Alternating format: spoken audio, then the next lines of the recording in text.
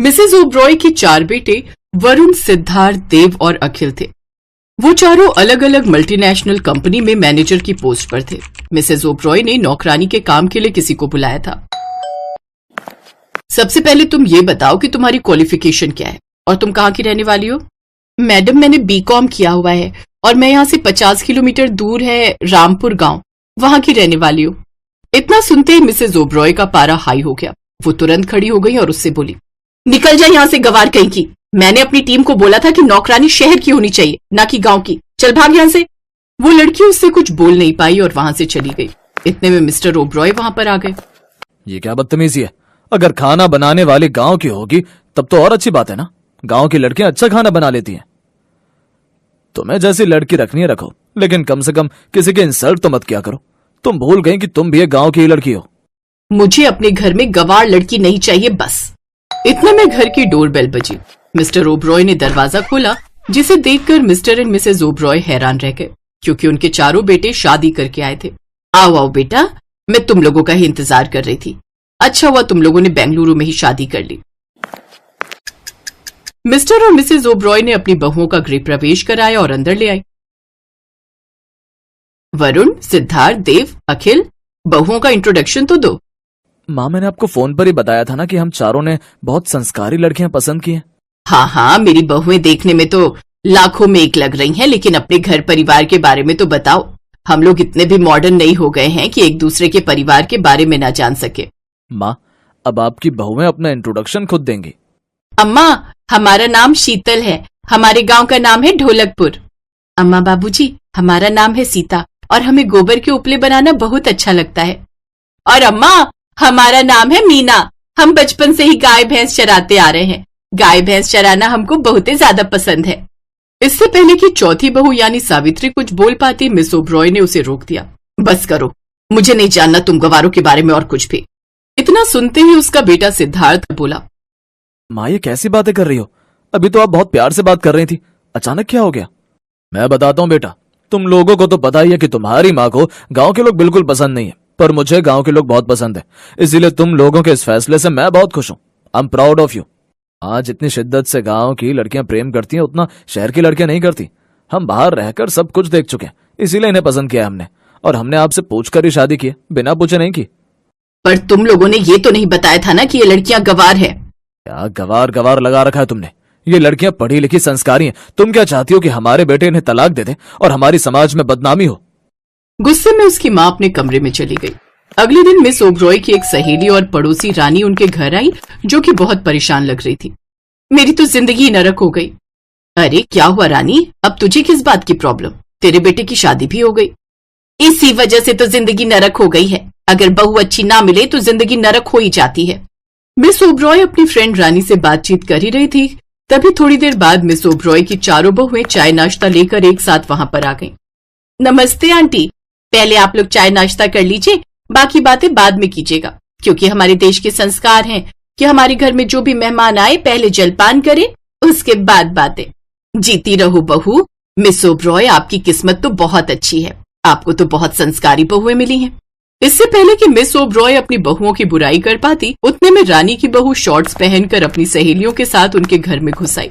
सासू माँ, आप यहाँ गप्पे लड़ा रही हो? मैंने आपको बताया था ना कि मुझे अपनी सहेलियों के साथ पार्टी में जाना है। चुपचाप अपने घर में बैठिए, घर पर कोई नहीं है। बहू तुम जाओ, मैं आती हूँ। ठीक है, मैं तो जा रही हूँ, घर का दरवाजा खुला पड़ा है, घर में चोर घुस जाए तो मुझे मत कहना। रानी बिना चाय नाश्ता किए वहां से उठकर अपने घर चली गई। देखा तुमने, रानी की बहू गवार नहीं है, वो शहर की है, पर वो कितना रिस्पेक्ट देती है अपने घर वालों को, वो तुमने देख ही लिया।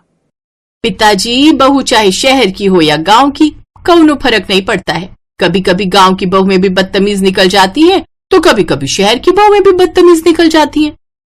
मिसेज ओब्रॉय मुंह बनाकर अपने कमरे में चली गई। शाम के वक्त चारों बहुएं बालकनी में खड़ी होकर बाहर का नजारा देख रही थी। बहनों, देखो ना कितनी ऊंची ऊंची बिल्डिंग बनी हुई है, पर बाहर कोई नहीं दिखाई दे रहा। शहर में सब लोग घर के अंदर ही रहते हैं, खुले आसमान के नीचे कोई नहीं दिखाई देता। दिखाई तो दे रहा है, वो देखो ना, सांड घूम रहा है बाहर। हाँ, शहरों में जानवर आजाद घूमते हैं और इंसान घरों में जेल की तरह बंद रहता है। तभी उन चारों की नजर रानी की बहू पर गई। उसकी सहेलियां उसे छोड़कर चली गई। वो नशे में लग रही थी तभी एक सांड ने उसे दौड़ा लिया। ये चारों बहुएं भागकर नीचे गई। सीता बीच में आ गई और सांड के माथे पर प्यार से हाथ रखा और वो सांड वहां से चला गया। थैंक यू सो मच, आपने मेरी जान बचा ली, वरना ये सांड उठाकर अभी मुझे पटक देता। इतने में वहां पर चिंकी की सास रानी और मिसेज ओबरॉय भी आ गई। जुग जुग जियो बहू, लेकिन मुझे एक बात समझ में नहीं आ रही, बीच में तू आ गई लेकिन तुम चारों को सांड ने कुछ नहीं किया। माँ जी, हम चारों लोग जानवरों के साथ ही पले बढ़े हैं, हमें अच्छी तरह से पता है कि जानवरों का मूड कब खराब होता है और उनका मूड कैसे सही किया जा सकता है।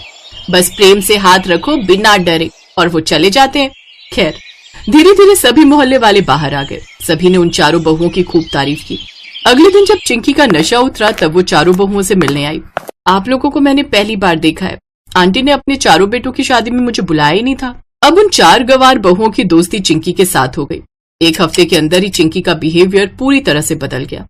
अब उसने दारू पीना बंद कर दिया और एक संस्कारी लड़की बन गई। एक रोज रानी मिसेज ओबरॉय से मिलने आई। मिसेज ओबरॉय, मैं आपकी बहुओं को धन्यवाद करने आई हूँ। जिसे मैं और मेरा बेटा नहीं सुधार पाया, उस लड़की को तेरी बहुओं ने सुधार दिया। ये देखकर मिसेज ओबरॉय को अपनी गलती का एहसास अब धीरे धीरे होने लगा था। बहू, मुझे माफ कर देना, मैं भी बचपन में गांव में ही रही हूँ, पर मेरे आसपास की जितनी लड़कियां थी सब बदतमीज थीं। इसीलिए मेरे अंदर ये बैठ गया था कि गांव की लड़कियां अच्छी हो ही नहीं सकती। पर तुम दोनों ने मेरे विचार बदल दिए, यहाँ तक कि रानी की बहू को भी तुमने बदल दिया, जिसे बदलना बिल्कुल नामुमकिन था। आप गलत बोल रही हैं माँ जी, हर इंसान अंदर से अच्छा ही होता है। भगवान किसी को बुरा बनाकर पैदा नहीं करता, लेकिन आसपास की सोसाइटी से इंस्पायर होकर वो भी वैसे ही ढलना चाहता है, इसीलिए वो बर्बाद हो जाता है। इस समाज ने चिंकी के अंदर जो भर दिया था, हमने बस उसे निकाल दिया और एक अच्छी चिंकी बाहर आ गई। सोसाइटी के सेक्रेटरी ने शाम को एक फंक्शन रखा है जिसमें हमारी बहुओं को सम्मानित किया जाएगा। सबने देखा था कि कैसे उस खतरनाक सांड से हमारी बहुओं ने महिला होने के बावजूद उसे बचा लिया, वो भी बिना उस सांड को कोई हानि पहुंचाए। शाम को पूरी सोसाइटी वालों की तरफ से उन चारों बहुओं को सम्मान दिया गया, जिससे ओबरॉय परिवार का नाम और ज्यादा रोशन हो गया। आज के बाद मिस्टर ओबरॉय की चारों बहुओं की दोस्ती सोसाइटी की हर लड़की के साथ होनी चाहिए, ताकि सभी के अंदर सोया हुआ संस्कार वापस आ सके। इस तरह से मिसेज ओबरॉय की गलतफहमी खत्म हो गई कि गांव की लड़कियां गंवारी होती हैं। इसके बाद चारों बहुएं बहुत ही प्रेम के साथ अपने परिवार के साथ और पूरी सोसाइटी के साथ रहने लगी। सपना, प्रीति और भूमि की शादी शहर में बसे 3 भाइयों आलोक, प्राग और रौनक से हो जाती है। शादी करके तीनों जैसे ही अपने ससुराल आती हैं तो हाथ में आरती की थाली लिए उनकी सास जानकी उनका गृह प्रवेश करवाते हुए कहती है, आओ मेरी तीनों बहुओं, अब अपने पैरों से इस कलश को गिराकर अंदर आ जाओ। जी सासू माँ। बड़ा सा ससुराल देखकर तीनों देसी बहुएं टशन में बोलती हैं, हाय दैया, ये तो एकदम फिल्म स्टार शाहरुख खान के घर जैसा घर है प्रीति। हाँ सपना, अगर ऐसा घर अपने गांव में होवे ना तो गर्दा गर्दा मच जाई। हमको तो अपनी आंखन पर विश्वास ही नहीं हो रहा है कि हमारी शादी इतना बड़ घर में हुई है। उनकी बातें सुनकर उनकी ननद श्रुति कहती है, ओ गॉड, अभी इन्हें आए एक पल भी नहीं हुआ और इन्होंने अपनी गवारपंथी दिखानी शुरू कर दी। जरा अपने कायदे में रहकर बात करो ननद जी, आप हम तीनों बहनों के बारे में नहीं जानती हैं। अरे पूरे बनारस में हम तीनों बहनें अपने जुगाड़ूपन के लिए फेमस हैं, फेमस। ओहो, अब बस भी करो तुम ननद भाभी ने अभी से ही नोक-झोंक शुरू कर दी। चलो अब मेरे तीनों बेटे अपनी अपनी बीवियों को उनके कमरे दिखा दो। अगले दिन सुबह तड़के 5 बजते ही तीनों बहुओं की आंख खुल जाती है और वो किचन में साफ सफाई पर लग जाती हैं। तभी उनकी ननद श्रुति किचन में जाती है तो वो देखती है कि उसकी तीनों भाभियां मिट्टी से बर्तन घिस रही होती हैं। अरे मेरी मंद बुद्धि भाभियों, ये सब क्या गंद मचा रखा है? और तुम तीनों को नींद नहीं आ रही है क्या जो आधी रात को ये खटर पटर लगा रखी है? उक्का है ना ननद जी, हमरे गांव में तो सुबह 5 बजे सब जग जावत है और हमरे गांव में तो मिट्टी से ही बर्तन मांजते हैं। हाँ, इससे 2 फायदा है, एक तो बर्तन भी अच्छे से चमक जावत है और साथ ही साबुन के पैसा के भी बचत हो जाता है। अरे पर ये तुम्हारा बनारस गांव नहीं बल्कि मुंबई शहर है, यहाँ ये सब जुगाड़ूपन मत दिखाओ और अपनी ये सब बचकानी हरकतें बंद करो प्लीज। श्रुति तीनों जुगाड़ बहुओं को झड़प कर चली जाती है। ऐसे ही कुछ दिन बीत जाते हैं। एक रोज जब वो तीनों किचन में खाना बना रही होती हैं कि तभी सिलेंडर खत्म हो जाता है। अरे मोरी मैया, ये चूल्हा तो लगता है बिता गया। अरे बहू, रोटियां बन गई हो तो जल्दी से ले आओ। अरे बाप रे, अब क्या होगा? हमको जल्दी से अपना कौनो जुगाड़ लगाना होगा। तभी उनका ध्यान पूजा घर में रखी लकड़ियों पर जाता है। बस फिर क्या था, वो 4 ईंटें लेकर आती हैं और उसका चूल्हा बनाकर उसमें गर्मा गर्म रोटी बनाकर सबको खिलाती हैं। पता नहीं क्यों लेकिन कुछ धुएं धुएं की स्मेल आ रही है। सही कहा भैया। तभी उन सबकी नजर किचन में से निकल रहे धुएं पर जाती है। सभी दौड़ते हुए किचन में जाते हैं। अरे मेरी भोली बहू, जब किचन में गैस सिलेंडर है तो फिर तुम तीनों चूल्हा क्यों फूंक रही हो? सासू माँ, आपका सिलेंडर तो कब का बाय बाय बोल गया, इसीलिए हम जुगाड़ लगाकर चूल्हा जला ही लिए। वो सब तो ठीक है मेरी जुगाड़ू बहू, मगर तुम ये लकड़ियाँ कहाँ से उठाकर ले आई? सासू माँ, ये तो हम पूजा घर में रखी लकड़ियाँ लाए हैं। अपनी जुगाड़ू बहुओं की हरकतें देखकर जानकी कहती है, अरे बैल बुद्धि बहुओं, वो तो चंदन की लकड़ियाँ थी जिसे मैंने हवन के लिए मंगवाया था, और तुमने चंदन की लकड़ियाँ रोटी सेकने में फूंक दी। ओहो, अब जो हो गया सो हो गया सासू माँ, अब हमको माफी दे दियो। इतना कहकर तीनों बहुएं माफी मांगकर मामले को ठंडा कर देती हैं।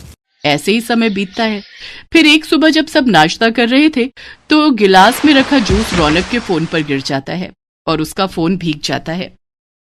ओह नो, आज ही मुझे मीटिंग के लिए बाहर जाना था और आज ही इस फोन को भी खराब होना था। शॉप वाला तो इसे रिपेयर करने में 2-3 दिन का टाइम लगा देगा। अरे पति देव, अपना फोन हमको दो, हम अभी इसे बिना पैसा खर्च किए ठीक कर देंगे। अरे मेरी गवार भाभी, इस फोन को जुगाड़ की नहीं बल्कि दुकानदार की जरूरत है। अब अपनी कोई जुगाड़पंती करके भैया के इस फोन को डेड बॉडी में मत बदल देना। इसके बाद श्रुति उस फोन को कपड़े से पोंछकर कुछ देर धूप में रखकर फिर उसे चावल के कनस्तर में डाल देती है और ठीक 1 घंटे बाद फोन रौनक को देती है और टशन मारते हुए अपनी ननद से कहती है, क्या हुआ ननद जी, भेजा चकरा गया का हमार जुगाड़ देखकर? अरे वाह भूमि, तुमने तो सचमुच में 1 घंटे के अंदर ही मेरा फोन बिल्कुल ठीक कर दिया। देखा हमरा कमाल, फोन भी झट से ठीक हो गया और पैसा भी बच गया। अरे जुग जुग जियो मेरी प्यारी बहुओं, आज तो सचमुच तुमने बचत करके सर्वगुण संपन्न बहुओं वाला काम किया है। हाँ सचमुच, तुमने तो कमाल कर दिखाया। रौनक और सास के मुंह से तारीफ सुनकर उन तीनों बहुओं को शह मिल जाती है। ऐसे ही एक दिन जब सपना वैक्यूम क्लीनर से घर की सफाई कर रही होती है तो अचानक से वैक्यूम क्लीनर काम करना बंद कर देता है। अरे मोरी मैया, ये बिजली से चलने वाला झाड़ू तो बंद हो ही गवा, अब क्या करें? जल्दी से कौनो जुगाड़ सोच सपना, ताकि अपना कामो बन जाए और हमरे पैसे भी बच जाए।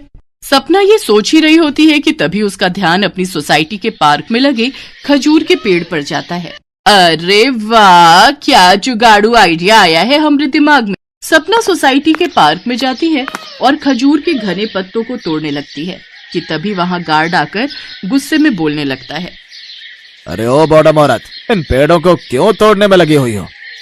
अरे ओ चौकीदार बाबू, अगर ज्यादा चबड़ चबड़ की ना तो हम देंगे तो को एक उल्टे हाथ का, समझे? और वैसे भी ये पार्क तो हर बाप का है का? गार्ड को 4 बातें सुनाकर सपना खजूर के घने पत्ते तोड़ लाती है और उन्हें लेकर घर आती है और उससे झाड़ू बनाकर तैयार करती है और झाड़ू लगाने लगती है। तभी जानकी गुस्से में तिलमिलाते हुए उस पर बिगड़ते हुए कहती है, क्यों रे सपना बहू, ये मैं क्या सुन रही हूँ? तू सोसाइटी के गार्ड से लड़कर आई है और ये तेरे हाथ में क्या है? सासू माँ, ये झाड़ू है जिसे हमने खजूर की टहनियों से बनाया है। अरे वाह सपना, तूने तो कमाल कर दिया, भाई मान गए तुझे, छा गई तुम तो। अरे चुप करो तुम तीनों, भला इतनी कंजूसी करके भी क्या फायदा? तुम तीनों की जुगाड़पंथी ना एक दिन सोसाइटी वालों के सामने हमारी धज्जियां उड़ाकर रहेगी। इस तरह तीनों जुगाड़ू बहुओं को घर वालों से खूब खरी खोटी सुननी पड़ती है। ऐसे ही वक्त गुजर जाता है। फिर एक सुबह प्रीति नाश्ता लेकर गुनगुनाते हुए अपनी ननद के कमरे में आती है।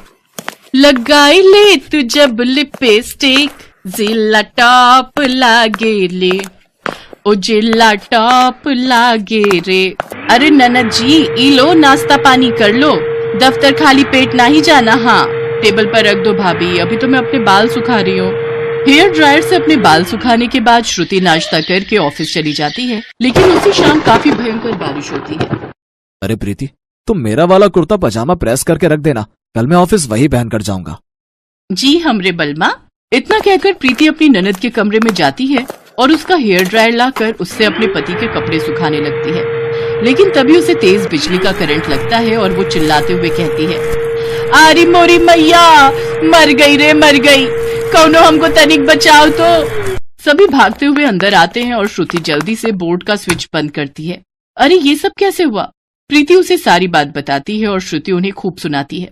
भाभी, मैंने तुम्हें पहले भी समझाया था ना, आज अपनी बेवकूफियों की वजह से तुम्हारी जान तक भी जा सकती थी।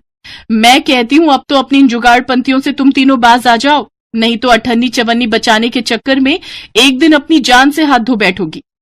श्रुति बेटी बिल्कुल सही कह रही है, बहू इतनी कंजूसी भी अच्छी नहीं, और जिसका काम वो उसी को साजे, कोई दूजा करे तो बुद्धू बाजे। हमको समझ आ गया सासू माँ, अब हम कोनो भी काम में जुगाड़ नहीं लगाएंगे। ननद और सास की बातों से उन तीनों को अक्ल आ जाती है और वो तीनों अपनी जुगाड़पंती छोड़कर अपनी ननद और सास से शहरी तौर तरीके सीख लेती हैं और वो तीनों अपने ससुराल के रंग में ढल जाती हैं।